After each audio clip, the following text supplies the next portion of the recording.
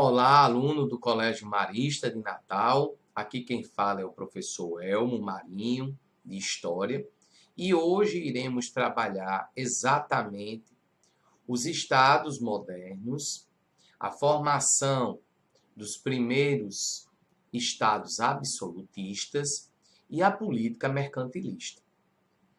De olho agora na tela, concentre-se e vamos juntos. Primeiro ponto, vamos trabalhar agora a formação do Estado moderno. A formação do Estado moderno surge na transição da Idade Média para a Idade Moderna, mais ou menos no período do final do século XIV para o início do século XV. Quais são as características desse Estado moderno?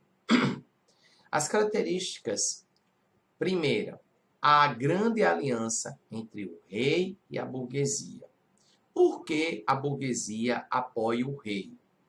Porque a burguesia gostaria de ter a sua liberdade econômica garantida para poder exercer suas práticas capitalistas.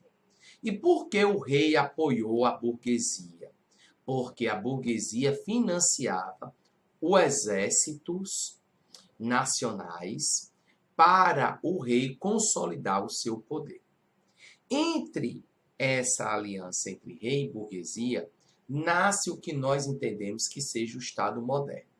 Primeiro ponto, o Estado moderno é composto por um sistema de pesos e medidas unificado e oficial, pelo um sistema monetário oficial, ou seja, uma moeda única, como também as fronteiras, realizando a delimitação do território, né? Os impostos reais e também a existência de um exército permanente. Agora o rei não precisava mais convocar os grandes nobres com seus respectivos exércitos para ir à guerra. Então, aquele contrato vassálico, aquela vassalagem, que era uma característica da Idade Média, ela foi dissolvida com o passar dos séculos, exatamente da transição do século XIII para o XIV e do XIV para o XV, ok? E também faz parte do Estado moderno, nós não podemos deixar de enfatizar, é a concentração dos poderes nas mãos do rei. Outro ponto importantíssimo agora da aula, que você precisa prestar atenção. Os pensadores absolutistas ou teóricos absolutistas. O grande pai das ciências políticas é um pensador renascentista chamado Nicolau Maquiavel. Ele é um pensador florentino, né, que tinha a sua ideia baseada no virtude e fortuna. Virtude, ele utilizar as estratégias mais adequadas para um príncipe chegar ao poder, e a fortuna é o momento oportuno do golpe. A sua obra que enfatiza a grande frase que tanto nós escutamos, os fins justificam os meios, vem da obra O Príncipe. A própria obra O Príncipe enfatiza que o rei é um homem amoral, ou seja, ele não é obrigado a seguir nenhum preceito moral, ele não é obrigado a aceitar nenhum um preceito ético. Ele está acima do bem e do mal, resumidamente.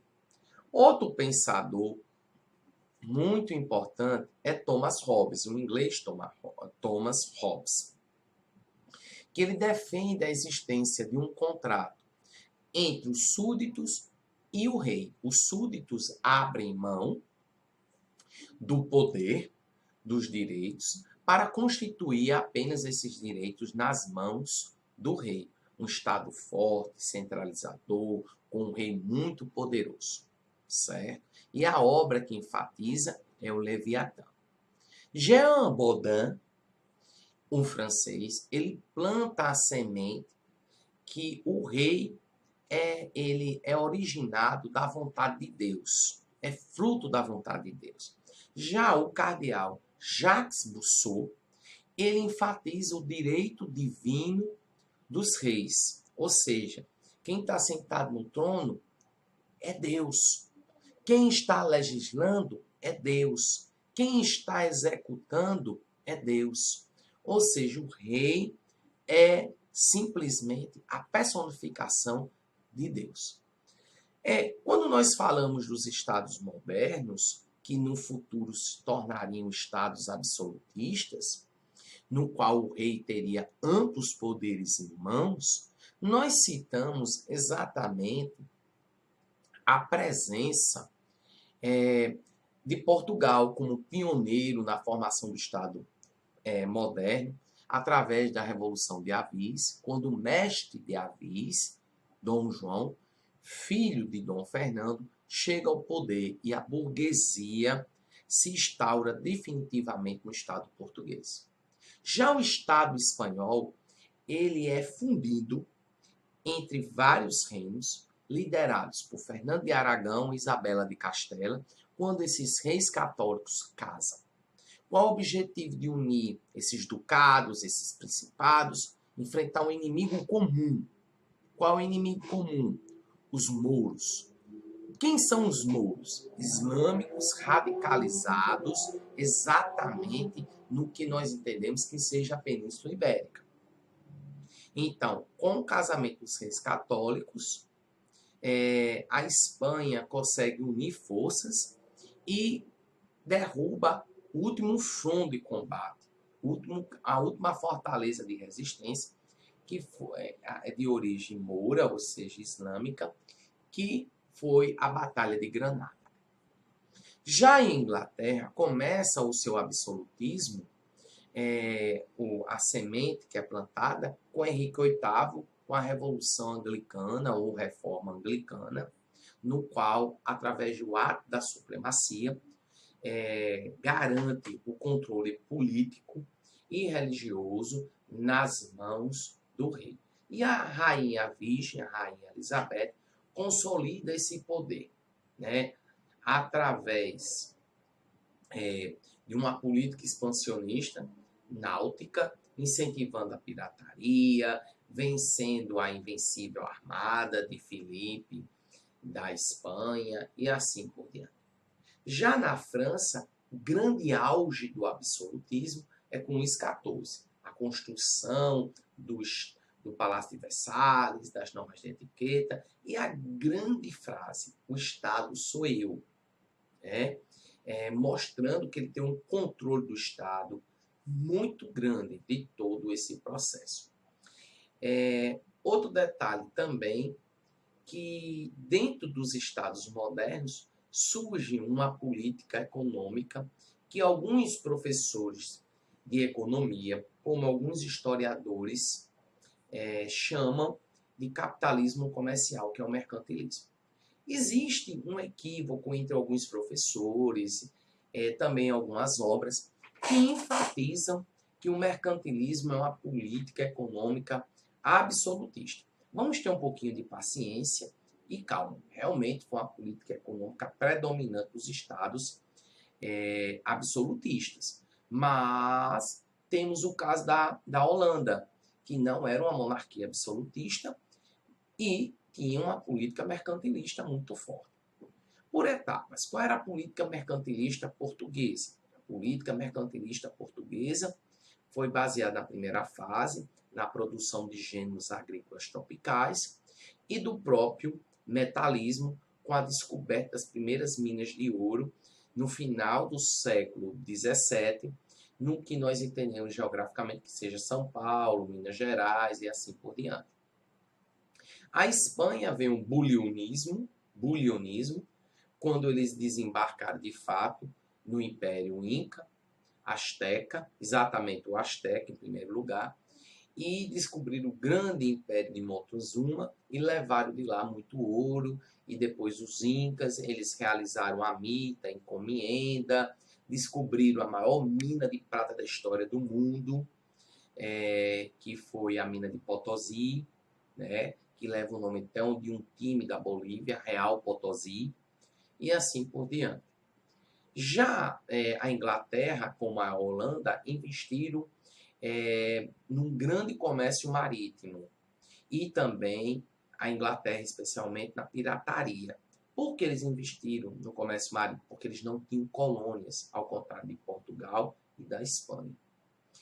E a própria França incentivou também no comércio marítimo, mas o que foi forte na França foi um modelo econômico chamado cobertismo. O ministro Colbert, ministro da Fazenda, ele investiu em manufaturas de artigos de luxo e também de manufaturas que vinham de matérias-primas do Oriente, que eram roupas de luxo, joias, perfumes, porcelana, cristais e sapatos, perucas sofisticadas. Isso gerou um lucro muito grande durante o governo de Luís XIV. E foi com essa grana, com esse capital, que ele investiu na construção do Palácio de Versalhes. E o Sacro Império Romano Germânico ficou caracterizado exatamente pelo cameralismo, ou seja, eles incentivavam muito o comércio interno e as exportações, e em contrapartida existia uma forte política protecionista que defendia o comércio local de produtos importados, fortalecendo a economia.